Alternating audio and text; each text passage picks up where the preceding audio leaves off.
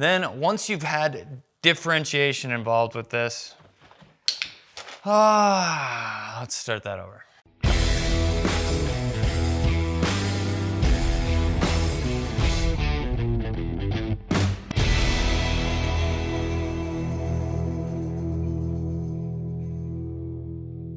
Hey everybody, Ethan here with Standing Stone, and today we're going to be talking about the 4 things most important to have before you start e-collar conditioning with your dog.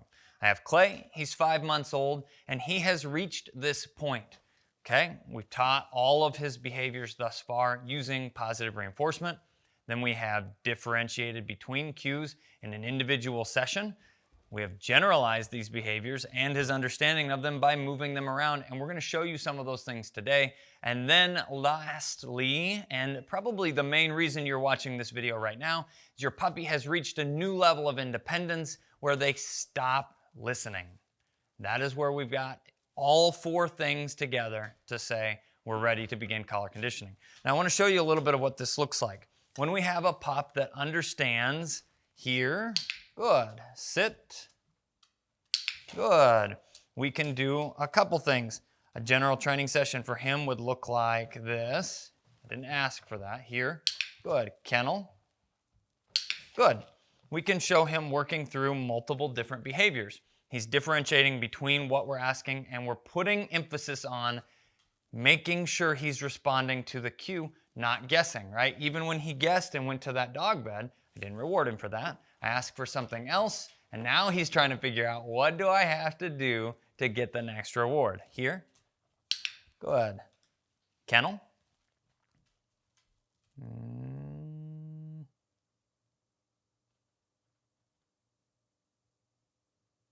We'll give him a second here. A little bit of help. Clay. Kennel. Good. And a reward. But you can see he's got a pretty good understanding. Sit.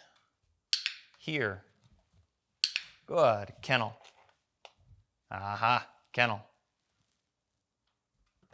That one being the hardest because he actually has to leave me, and I added an extra little distraction in that, not intentionally, by reaching for the dog food first. And he was like, I heard it. I know I'm going to get something, right?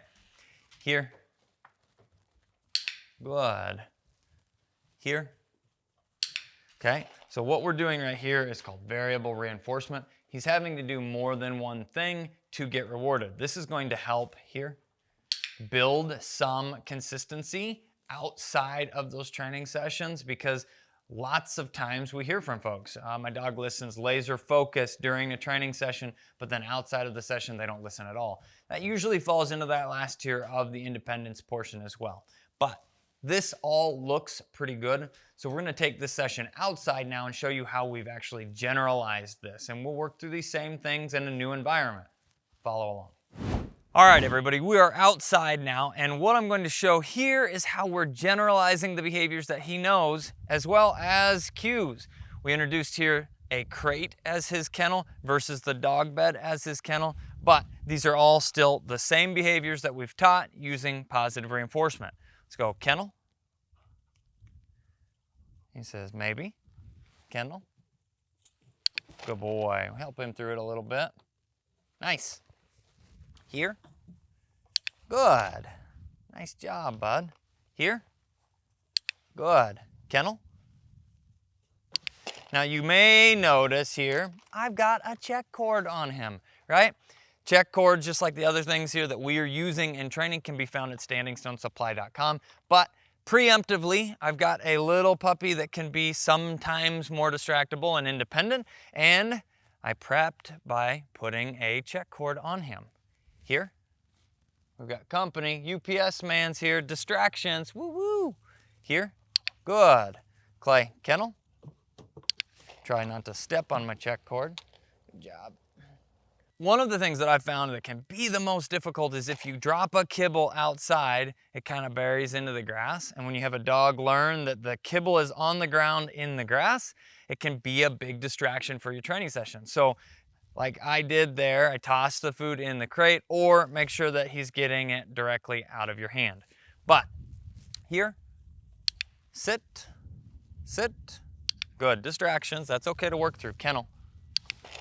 So what I'm doing here, I'm helping a little bit more, a little more body language. Here, sit, here, hi, here, good.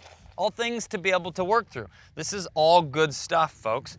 You're going to have distractions in real life, and because this is real life, right? But those distractions are important things to work through in small stages. Now, if this was his first time outside working through these things, that would have been huge, and he probably wouldn't have been able to stay focused. But this is a true testament to say he's got a good understanding of these behaviors.